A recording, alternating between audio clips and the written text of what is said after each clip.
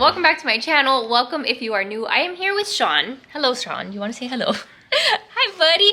I'm gonna try to film his 6-month update because if I don't do it now, I'm going to forget. We are already way past overdue. So I'm gonna just chat a little bit about him, how he's been doing, some of his milestones, what we're up to with him. I have been so bad about doing updates with him. So let's try to at least give you a little half a year update. I can't believe he is half a year old. This morning, he actually smacked himself in the eye with one of his toys. So he has like a little redness on his face. But other than that, little buddy is doing great.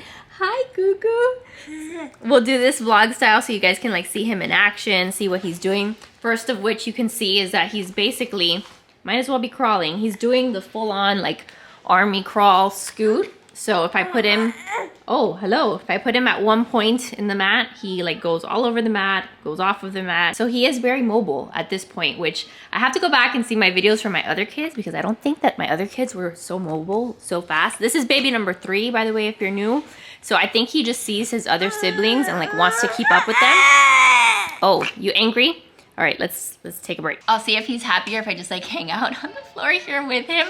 But to give you an idea, today is February 19th and Sean turned 6 months on February 1st. So we're a little bit past 6 months. But when I took him to the doctor on the 7th, so he was what, 6 months and a week old, he was weighing 16 pounds and his height was 26 inches. So those were his stats. I personally am not really concerned about them.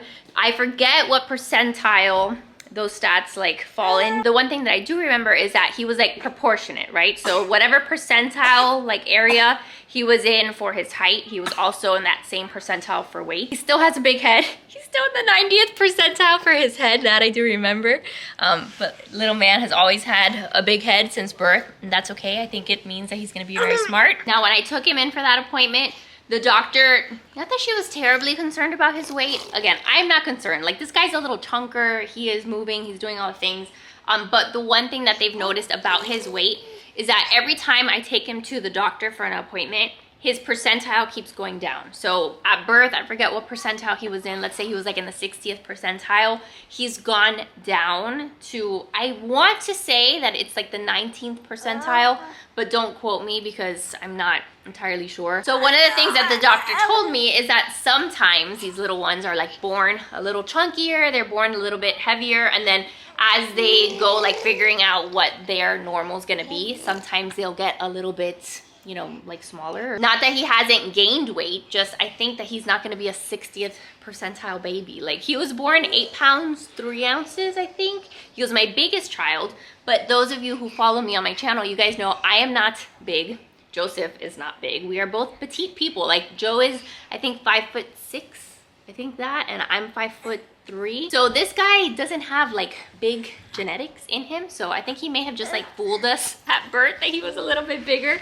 And now he's like figuring out what his normal is gonna be. So I do have an appointment to kind of take him in for like a follow-up weight check just to make sure that he's doing fine. But I see him fine. My mama gut instinct tells me that his weight is not an issue. So that's just the feedback we got from the doctor. He thinks it's super funny to do like the blowing the raspberries. The thing like where he makes all the noise with his mouth. Yeah, that's like his new favorite thing. And then he's covered in saliva.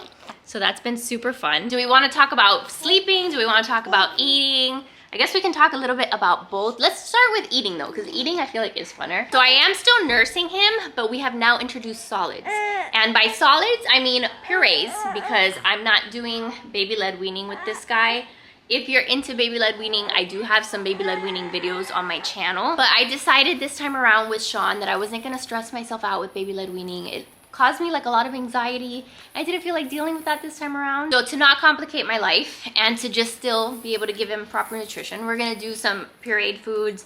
And at this point, he's tried a couple things. Like, we had to do the thing where we'd introduce something and then do it for 3 days, make sure he doesn't have any allergies, and then we could move on to the next thing. So he's tried a handful of fruits, like the little fruit purees. I try to get just anything that's organic that comes in a jar. That's what I buy at the store. So he's tried apple, pears, he's tried carrots, I think sweet potato, green beans, like some of the very basic like intro ones, like the stage ones. And then now he's doing stage 2, so he can have chicken now. So yesterday I think was the first time that we gave him a puree that had chicken, like chicken, sweet potato, some veggies in there, and he seemed to have done fine with it. My mom's been making him like some homemade purees too, so that's a big help, and I've been giving him that. But as far as his schedule goes, like with food, the doctor just wants me to give him his food or purees or whatever 2 times a day. I think she actually said 4 to 6 ounces in the morning, then 4 to 6 ounces of something in the evening, so just twice a day. Sometimes it works out that it's morning and nighttime. Sometimes I'll do like a lunch and then a dinner. But right now the food isn't supposed to take place of like the breast milk, so we still want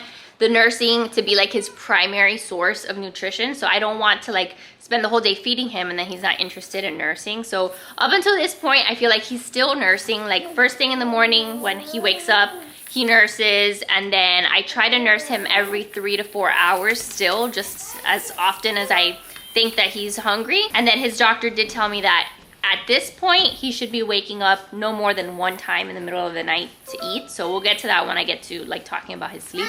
But I do feed him at least once in the middle of the night. So last night it was like around 2 that I fed him.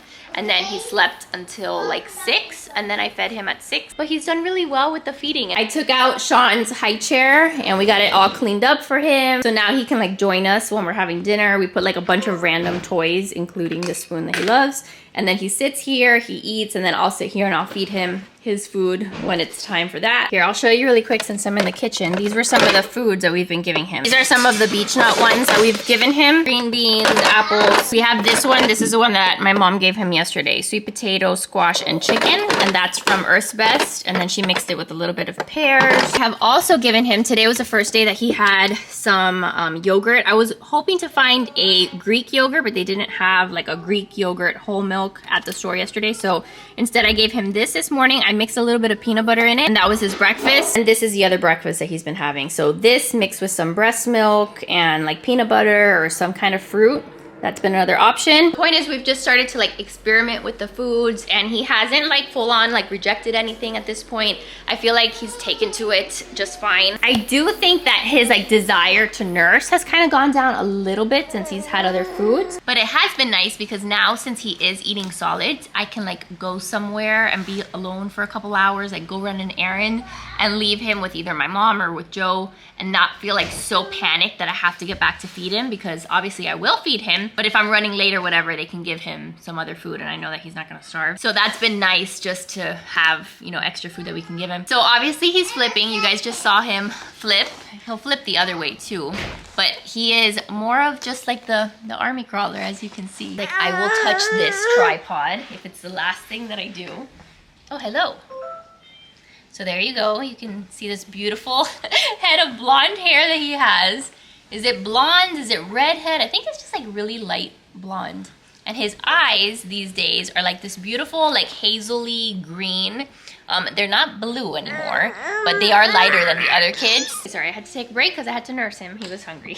So I fed him and now he is happy again. I put him in this little bouncer thing that I had gotten for him just to have somewhere else that he can like be put down and he can play here. I don't put him here for like a long amount of time. Like he's barely even like reaches, and I know that like these things aren't like the best for them necessarily, but he likes to play with the toys and stuff. So like if I have to go run to the bathroom or something, I can put him here, and then I know that there's no other children that are gonna like step on him or that he's not gonna like get into something that he shouldn't. If I put him on the mat, if I need to like get something out of the oven, like I like being able to have somewhere that I can just like plop him down.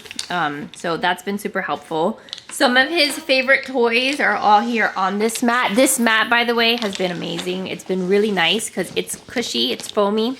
And then the back is all like chevron print, gray and white. But this is what we usually have out. The kids can play with him. Jackson takes his little cars and plays. But it's nice because it just gives him a little bit more space where he can play. And I know that he's not getting hurt. I can take this mat outside too, because our backyard is like all pavers. So it's nice and cushy, and then it folds up. And then we throw like a bunch of his favorite toys on here. So what I'll do is I'll probably link some of his favorite toys in the description box. But I have like old blocks that are the other kids that he likes to just like grab them out of this basket and play with them.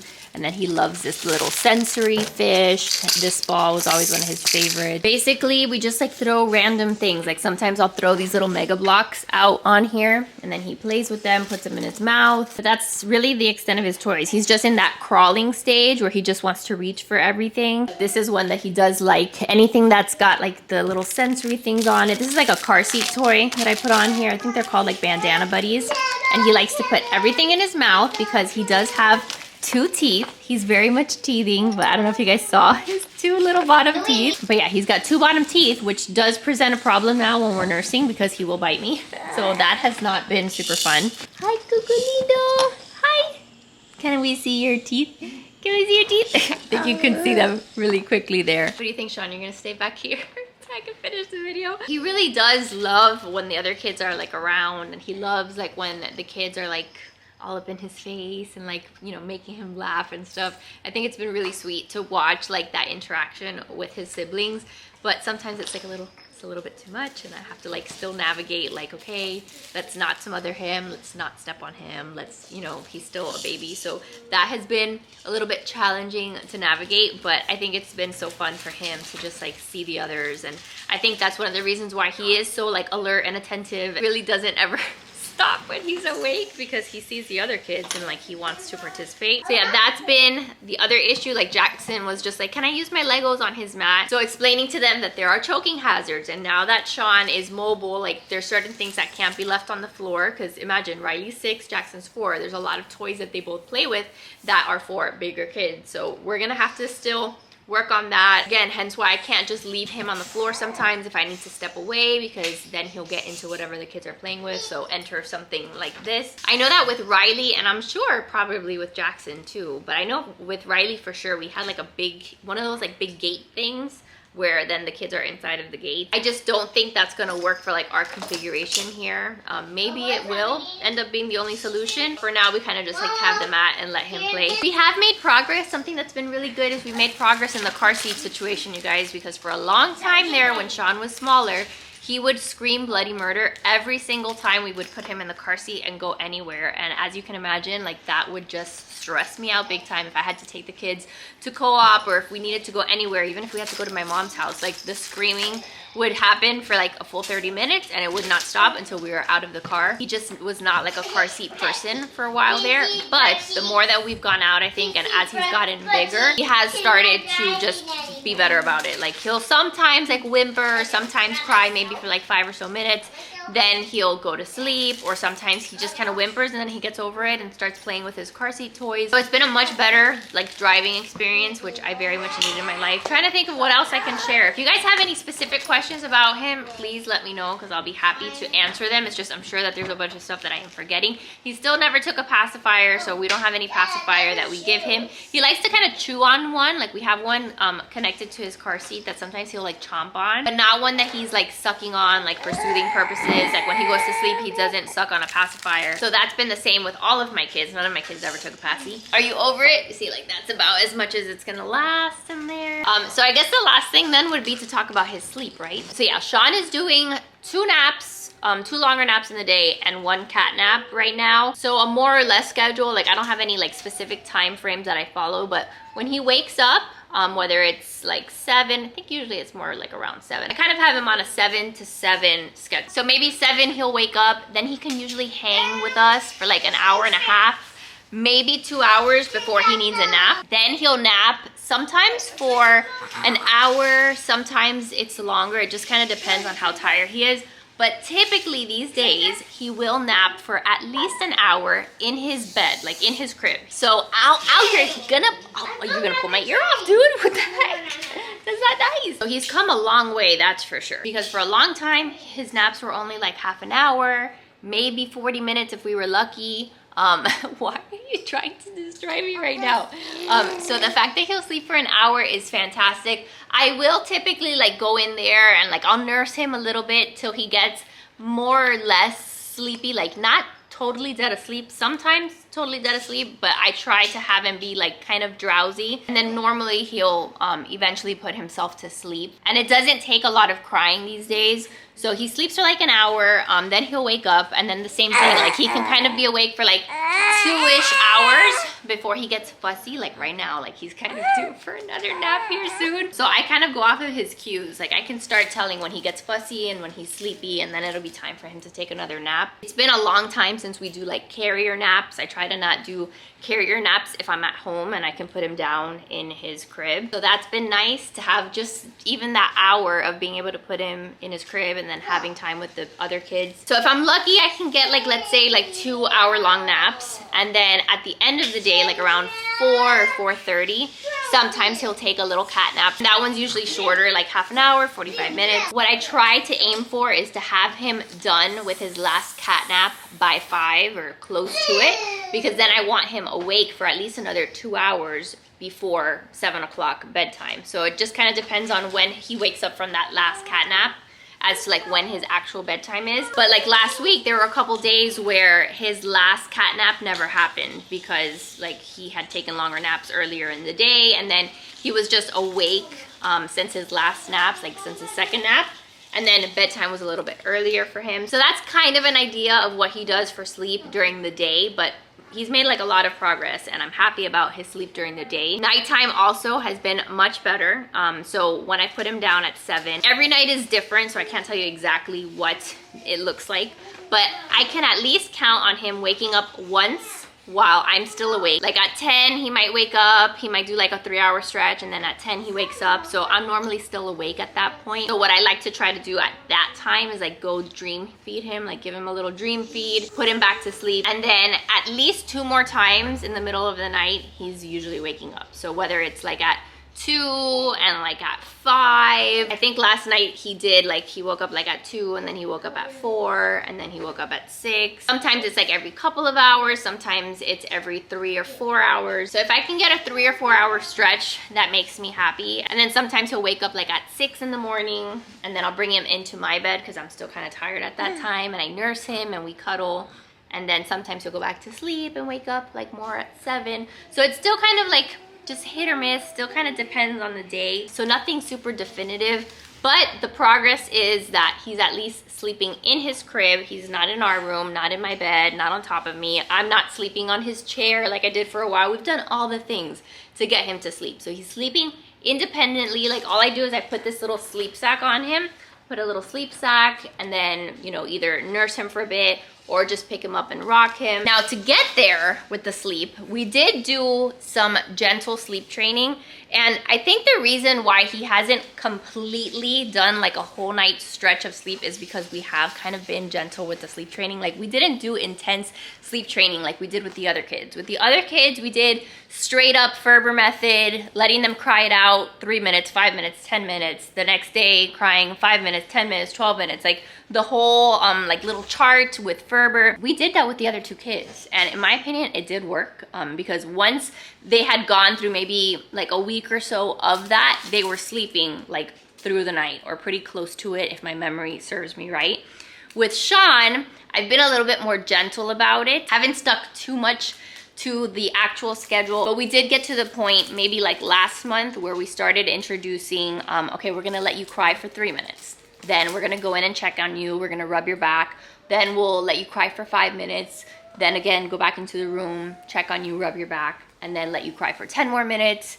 And I think the most that we've let him cry, like the longest interval that we've gone of letting him cry is like 10 or 15 minutes. So we didn't want to go longer than that. And especially like while he was teething, like if I knew that something was like hurting him, like I didn't want him crying longer. I don't know. I've become a softie with my 3rd kid. I don't know what to tell you. But I can say that letting him cry a bit, at least in my opinion, again, you do whatever works for you. You can have your opinion on this. I do think that allowing him to cry for little bits of time did allow him to learn how to soothe himself, because prior to that, he had no clue how to soothe himself. He would never put himself back to sleep.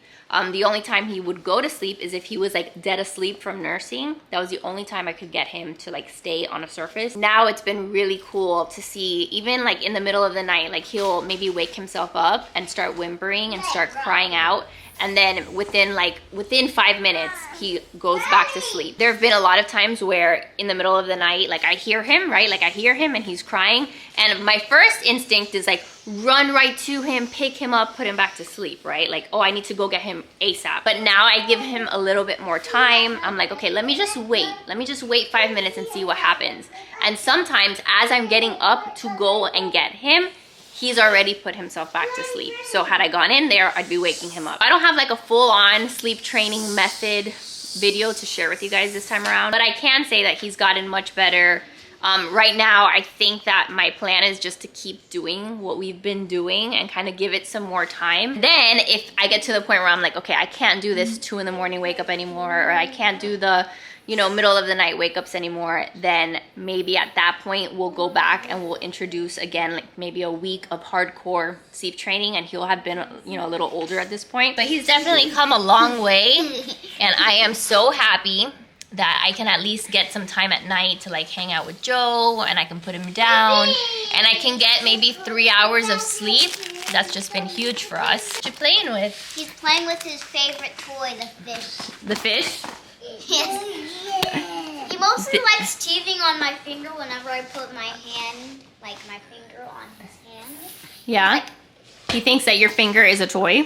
yes, he thinks my finger is a toy. At this point, I think we're going to have to get him some more teether toys because he's teething a lot. Yeah, you think so? Yes. Jackson, how has it been having Shawn Michael here?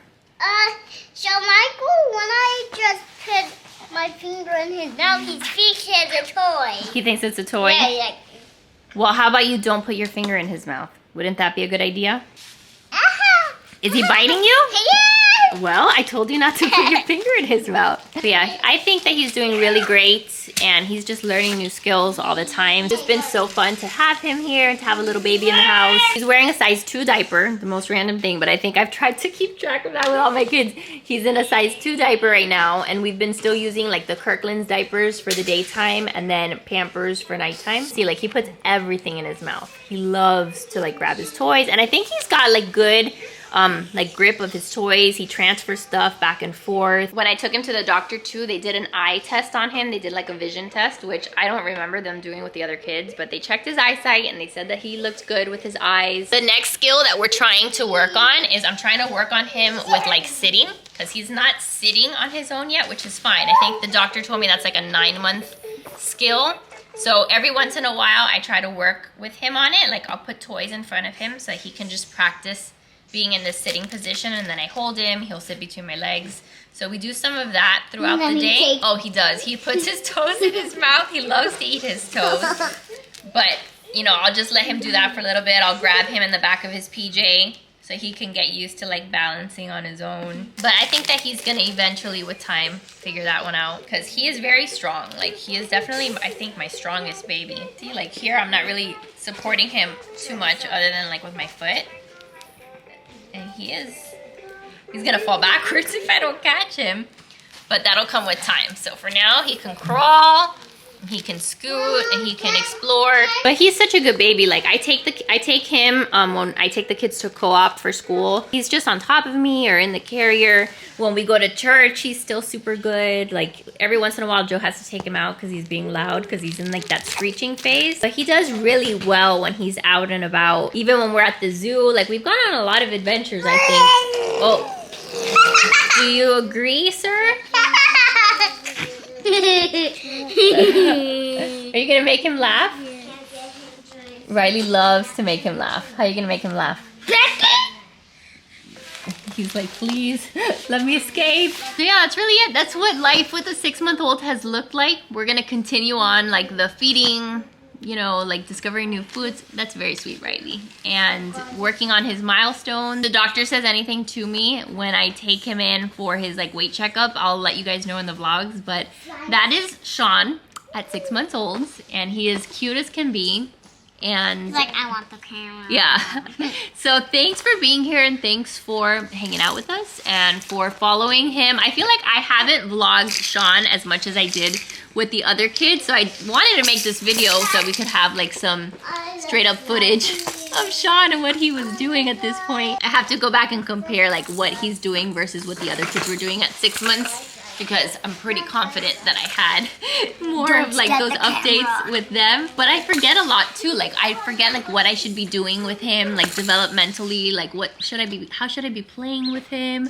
I have to go back and like look up some videos on what to do with him. But these days also, like my days fly by. Like he'll have an awake time, and then before I know it, it's time for his nap again, and I feel like I've done nothing. Like he's just been in my arms, or we've been cooking, or he's been like on the bouncer, like kind of following me along with whatever I have to do here in the house.